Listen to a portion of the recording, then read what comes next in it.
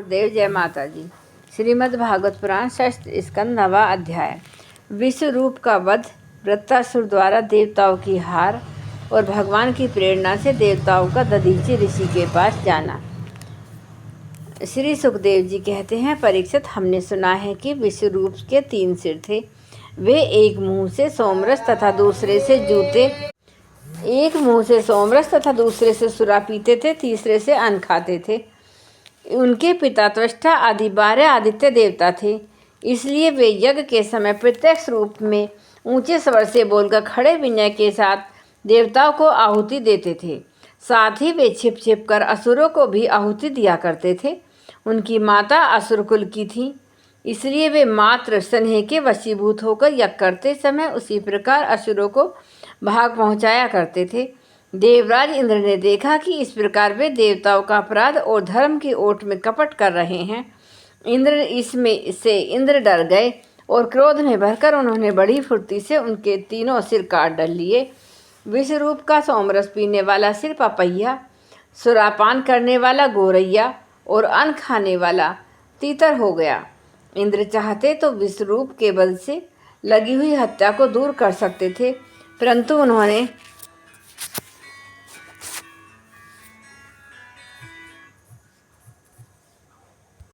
उन्होंने ऐसा करना उचित न समझा, वरन हाथ जोड़कर उसे स्वीकार कर लिया तथा 1 वर्ष तक उससे छूटने का कोई उपाय नहीं किया।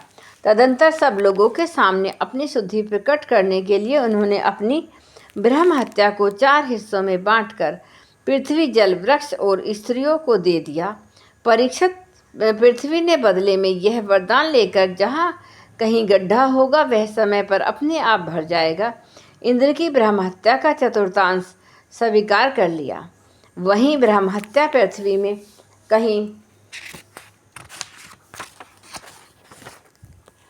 कहीं उसके ऊपर में दिखाई पड़ता है। दूसरा चतुर्थांश वृक्षों ने उन्हें यह वर मिला कि उनको कोई हिस्सा कट जाने पर फिर जम जाएगा। उनमें अब भी गोंद के रूप में ब्रह्म हत्या दिखाई पड़ती है। स्त्रियों ने यह वर पाकर कि सर्वदा पुरुष का सहवास कर सके, ब्रह्म हत्या का तीसरा चतुर्वास स्वीकार किया। उनकी ब्रह्म हत्या प्रत्येक महीने में रज के रूप में दिखाई पड़ने लगी। जलने यह वर पाकर कि खर्च करते रहने पर भी निर्झर आदि के रूप में तुम्हारी बढ़ती ही होती रहेगी।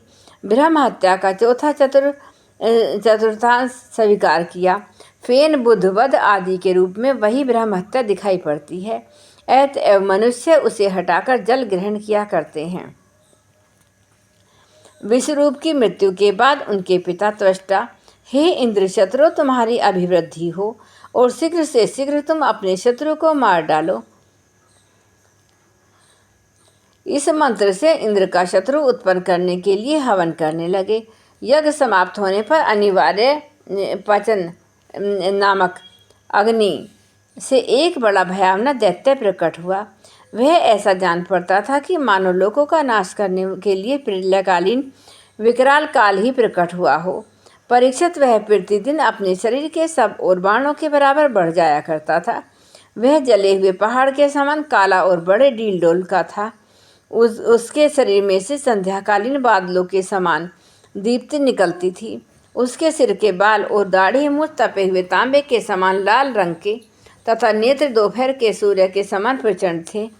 चमकते हुए 3 नोकों वाले त्रिशूल को लेकर जब वह नाचने, चिल्लाने और कूदने लगता, उस समय पृथ्वी कांप उठती और ऐसा जान पड़ता कि उस त्रिशूल पर उसने अंतरिक्ष को उठा रखा है। वह बार बार जम्भाई लेता। इससे जब उसका कंदरा के समान गंभीर मुंह खुल जाता, तब वह जान पड़ता कि वह सारे आकाश को पी जाएगा, जीभ से सारे नक्षत्रों को चाट जाएगा, अपने विशाल एवं विकराल दाढ़ों वाले मुंह से 3 लोगों को निगल जाएगा। उसके भयावह रूप को देखकर सब लोग डर गए और इधर उधर भागने लगे। परीक्षित, त्वष्टा के तमोगुणी पुत्र ने सारे लोगों को घेर लिया। इसी से उस पापी अत्यंत क्रूर पुरुष का नाम वृत्तासुर पड़ा। बड़े बड़े देवता अपने अपने अनुयायियों के सहित एक साथ ही उस पर टूट पड़े तथा अपने अपने दिव्य अस्त्र शस्त्र से प्रहार करने लगे, परंतु वृत्तासुर उनके सारे अस्त्र शस्त्रों को निगल गया अब तो देवताओं के आश्चर्य की सीमा न रही। उनका प्रभाव जाता रहा। वे सब के सब दीनहीन और उदास हो गए तथा एकाग्रचित्त से अपने हृदय में विराजमान आदि पुरुष श्री नारायण की शरण में गए। देवताओं ने भगवान से प्रार्थना की, वायु, आकाश, अग्नि, जल और पृथ्वी से ये पांचों भूत इससे बने। तीनों लोक, उनके अधिपति ब्रह्म आदि तथा हम सब देवता जिस काल से डरकर उसे पूजा सामग्री की भेंट दिया करते हैं,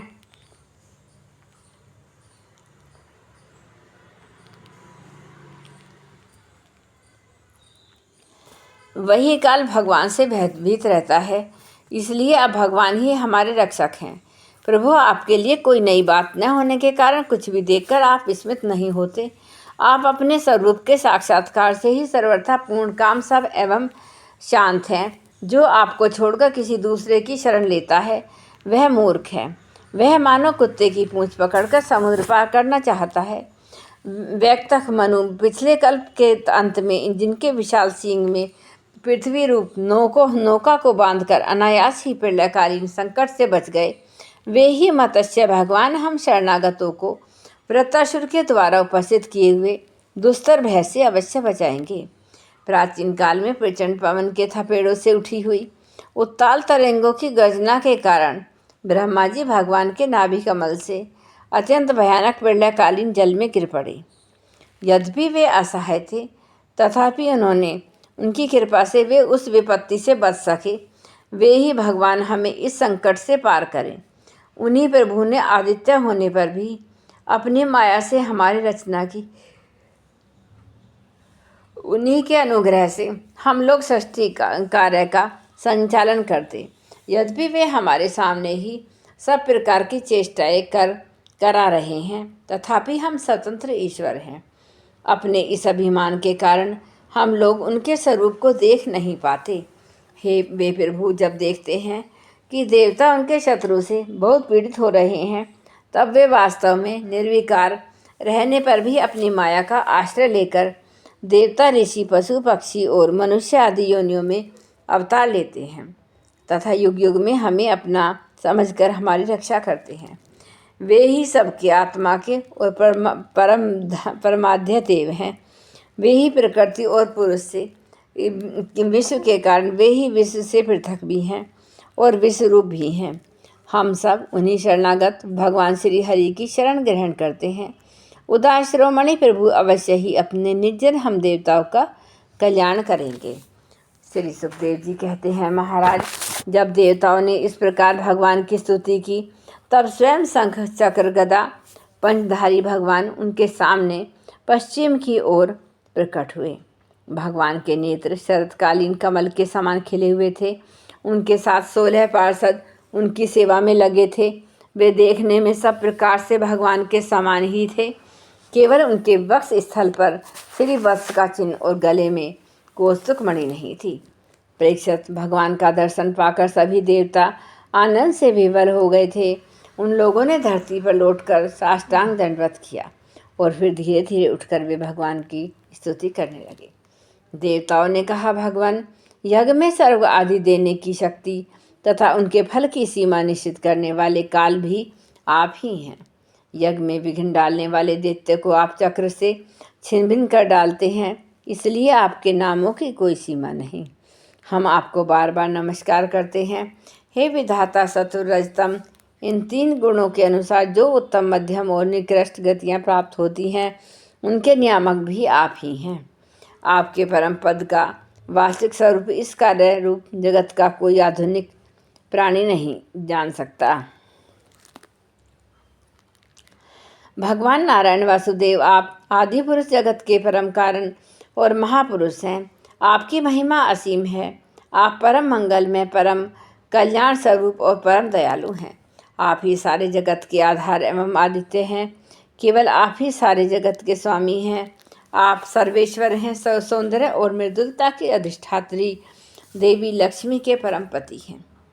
प्रभु परमहंस, परिवारजक, विरक्त महात्मा अब आत्मसंयम रूप परम समाधि से भली भांति आपका चिंतन करते हैं। तब उनके शुद्ध हृदय में परमहंसों के धर्म वास्तविक भागवत जन्म का उदय होता है।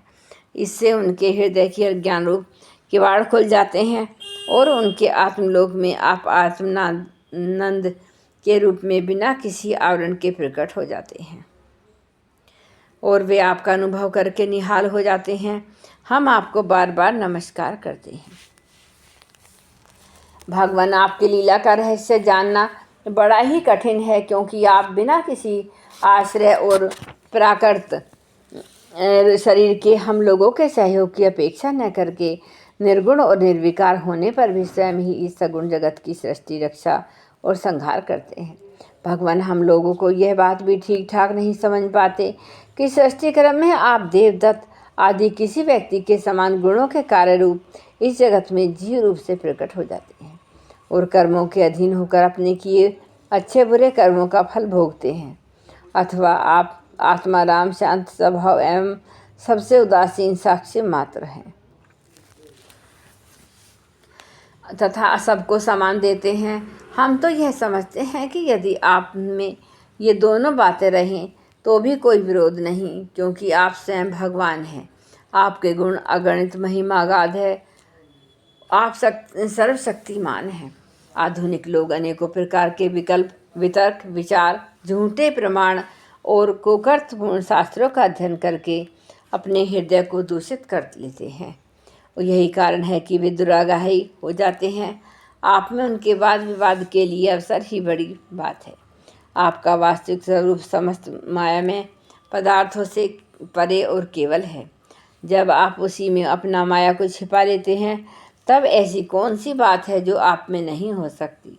इसलिए आप साधारण पुरुषों के समान कर्ता भोक्ता भी हो सकते हैं और महापुरुषों के समान उदासीन भी। इसका कारण यह है कि न तो आप में कर्तव्य भोक्तृत्व है और न उदासीनता ही है। आप तो दोनों से विलक्षण अनिवर्चनीय हैं। जैसे एक रस्सी का टुकड़ा भ्रांत पुरुष को सर्प, माला, धारा आदि के रूप में प्रतीत होता है, परंतु जानकार को रस्सी के रूप में, वैसे ही आप भी भ्रांत बुद्धि जीवों को कर्ता भोक्ता आदि अनेक रूपों में दिखते हो और ज्ञानी को शुद्ध सच्चिदानंद के रूप में। आप सभी को बुद्धि का अनुसरण करते हैं। विचारपूर्वक देखने से मालूम होता है कि आप ही समस्त वस्तुओं के वस्तुत्व के रूप में विराजमान हैं, सबके स्वामी हैं और संपूर्ण जगत के कारण, ब्रह्म, प्रकृति आदि के भी कारण हैं। आप सबके अंतर्यामी अंतरात्मा हैं। इसलिए जगत में जितने भी गुण दोष प्रतीत हो रहे हैं, उन सब की प्रतियां अपने अधिष्ठान स्वरूप आपका ही संकेत करती हैं और श्रुतियों ने समस्त पदार्थों का निषेध करके अंत में निषेध की अवधि के रूप में केवल आपको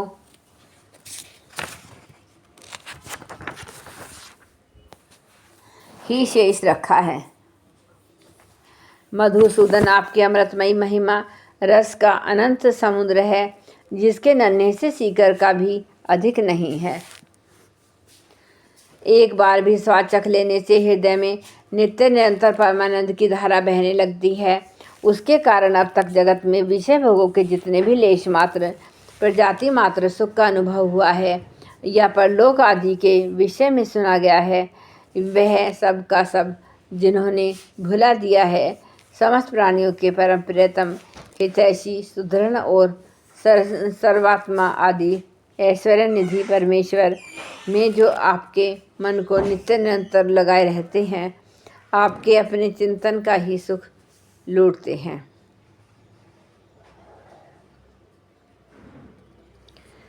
वे आपके अनन्य प्रेमी भक्त पुरुष ही अपने स्वार्थ और परमार्थ में निपुण हैं। मधुसूदन, आपके वे प्यारे सुदृढ़ भक्तजन भला आपके चरण कमलों का सेवन कैसे त्याग सकते हैं। आपकी महिमा त्रिलोकी का मन हरण करने वाली है। इसमें संदेह नहीं है कि दैत्य, दानव आदि असुर भी आपकी ही विभूतियां हैं। तथापि यह उनकी उन्नति का समय नहीं है। यह सोचकर आप अपनी योग माया से देवता, मनुष्य, पशु, नरसिंह आदि मिश्रित मत्स्य आदि जलचरों के रूप में अवतार ग्रहण करते हैं उनके अपराध के कारण उन्हें दंड देते हैं।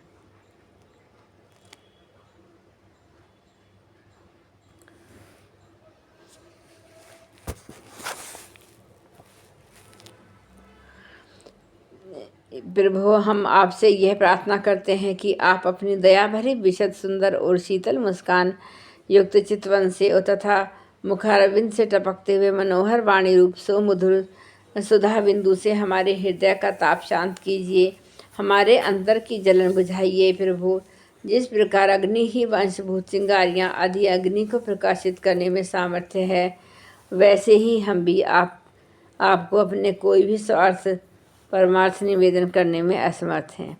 आपसे भला कहना ही क्या है, क्योंकि आप संपूर्ण जगत की उत्पत्ति, स्थिति और लय करने वाली दिव्य माया के साथ विनोद करते हैं।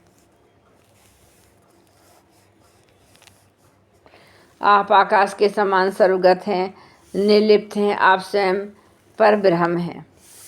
वृत्तासुर ने हमारे प्रभाव और अस्त्र शस्त्रों को तो निगल ही लिया, अब वह तीनों लोकों को भी ग्रास कर रहा है। आप उसे मार डालिए। स्वरूप इन हृदय स्थित शुद्ध ज्योति में आकाश सबके साक्षी, अनादि अनंत और उज्ज्वल कीर्ति संपन्न है। संत लोग आपका ही संग्रह करते हैं। श्री सुखदेव जी कहते हैं कि परीक्षित, जब देवताओं ने बड़े आदर के साथ इस प्रकार भगवान का स्तुति किया, तब वे अपनी स्तुति सुनकर बहुत प्रसन्न हुए तथा उससे कहने लगे। श्री भगवान ने कहा, श्रेष्ठ देवताओं, तुम लोगों ने स्तुति युक्त ज्ञान से मेरी उपासना की है, इससे मैं तुम लोगों पर प्रसन्न हूँ। इस स्तुति के द्वारा जीवों को अपने वास्तविक स्वरूप की स्मृति और मेरी भक्ति प्राप्त होती है। देव शिरोमणियों, मेरे प्रसन्न हो जाने पर कोई भी वस्तु दुर्लभ नहीं रह जाती, तथापि मेरे अन्य प्रेमी तत्ववेत्ता भक्त मुझसे मेरे अतिरिक्त और कुछ भी नहीं जान चाहते। जो पुरुष जगत के विषय को सत्य समझता है, वह नासमझ अपने वास्तविक कल्याण को नहीं जानता। यही कारण है कि वह विषय चाहता है, परंतु यदि कोई जानकार उसे उसकी इच्छित वस्तु दे देता है, तो भी वह वैसा ही नासमझ है।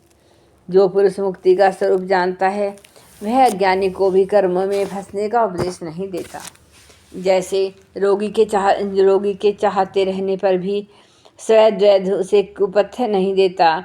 देवराज इंद्र, तुम लोगों को कल्याण हो, अब देर मत करो। ऋषि शिरोमणि दधीचि के पास जाओ और उनसे उनका शरीर, जो उपासना, व्रत तथा तपस्या के कारण अत्यंत दृढ़ हो गया है, मांग लो। दधीचि ऋषि को शुद्ध ब्रह्म का ज्ञान है। अश्वनी कुमारों को घोड़े के सिर से उपदेश करने के कारण उनका एक नाम अश्वश्री भी है।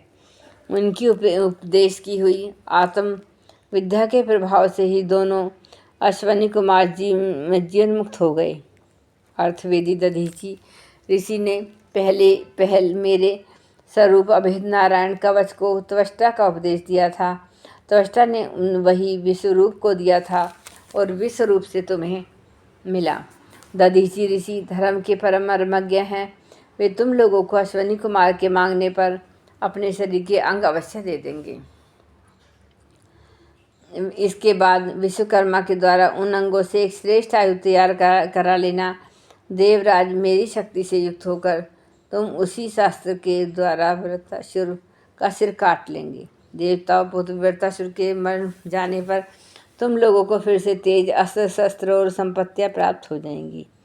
तुम्हारा कल्याण असंभावी है, क्योंकि मेरे शरणागतों को कोई सता नहीं सकता। जय गुरुदेव, जय गायत्री।